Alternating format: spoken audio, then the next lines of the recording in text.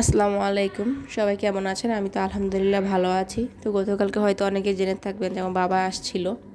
তো আজকে হচ্ছে রাতে আমি বাবাকে বলছি যে তুমি যেও না, থাকো। তো এখানে হচ্ছে আব্বুর জন্য রান্না বান্না করতেছি, মানে গরুর মাংস রান্না করবো, সাথে হচ্ছে ইলিশ মাছ আর ডাল।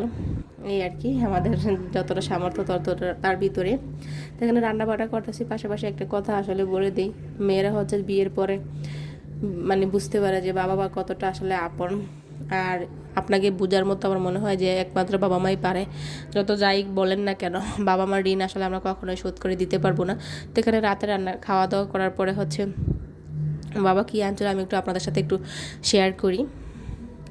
আর সাবিহার হচ্ছে অরেঞ্জ খুবই পছন্দ, তো সাবিহার জন্য একটু অরেঞ্জ নিয়ে আসছে। মানে আমার মেয়ে হচ্ছে একটা মাত্র ফল যেটা একটু খুবই মানে খেতে একটু আগ্রহ করে, সেটা নিয়ে আসছে। আর সত্যি কথা বলতে কি, আমি তো আগেই বলছিলাম যে শীতে এখন আমেজ চলতেছে, আর শীতের হচ্ছে খেজুরের রস দিয়ে নাস্তা করা, মানে নাস্তাটা। আর তারপর হচ্ছে পাপা পিঠা, এগুলো কিন্তু অনেক পছন্দ করি, বাট হচ্ছে বানাতে পারি না, কিন্তু আমার আম্মু হচ্ছে এগুলো বানিয়ে পাঠাইছে।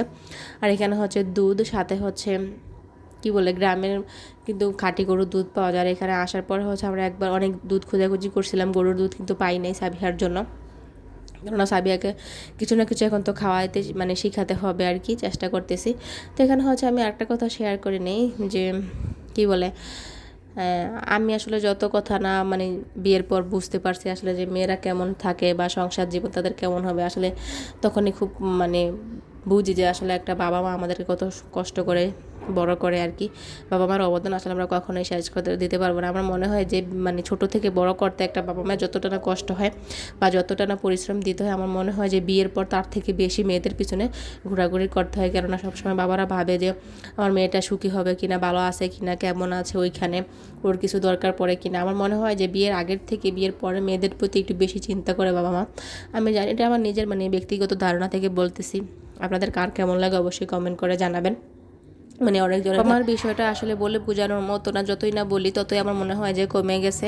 তো যেটা বলতেছিলাম আসলে, বা বিয়ের পর আমার মনে হয় যে বাবা মা বেশি চিন্তা করে আর কি মেয়েদেরকে নিয়ে। তো এখানে হচ্ছে আম্মু গরুর মাংস পাঠাইছে আমার জন্য, মানে আমার হচ্ছে আম্মুর হাতের গরুর মাংসটা বেশি পছন্দ। নিজের অতই রান্না করি না, কারণ আমার মনে হয় যে আমার আম্মুর হাতের রান্না আর মায়ের হাতের রান্না তো কোনো তুলনাই হতে পারে না।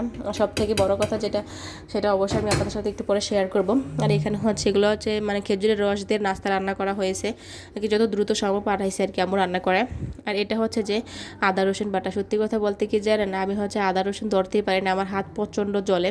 তো এখানে আসা অবধি এখন পর্যন্ত আমি নিজে আদা রসুন কি বলে ব্লেন্ড করে নেই, আমার আম্মু করে দিছে। ওইগুলো হচ্ছে শেষ হয়ে গেছে, তো আবার বলে দিছে, আবার হচ্ছে আমার আম্মু ব্লেন্ড করে দিছে। সত্যি কথা বলতে কি, এই একটা জিনিস আমার কাছে সবচেয়ে বেশি আসলে বলতে গেলে চোখের পানি চলে আসে যায়, সেটা হচ্ছে যে এই যে আদা রসুনের ব্যাপারটা। আসলে অন্য আপনি কি মানে একটা মেয়ে বিয়ের পর হচ্ছে কেউ খোঁজখবর তেমন রাখে না যে আপনি কী কী করতে পারেন না পারেন না, এটা সেটা কোনো কিছুই নেই। কিন্তু দেখেন, মা এমন একটা জিনিস যে আপনি যত যাই না করি না কেন, আসলে মায়ের ঋণ বলে শোধ করা যাবে না। আসলে আমরা সব কিছু করি শ্বশুর শাশুড়ির জন্য, কিন্তু মায়েদের জন্য কিন্তু আমরা কিছুই করি না। কিন্তু দেখা যাচ্ছে দিন শেষে সেই মায়ে আমাদের পাশে থাকে। আসলে বাবা মার ঋণ তো আমরা কখনো শোধ করে দিতে পারবো না।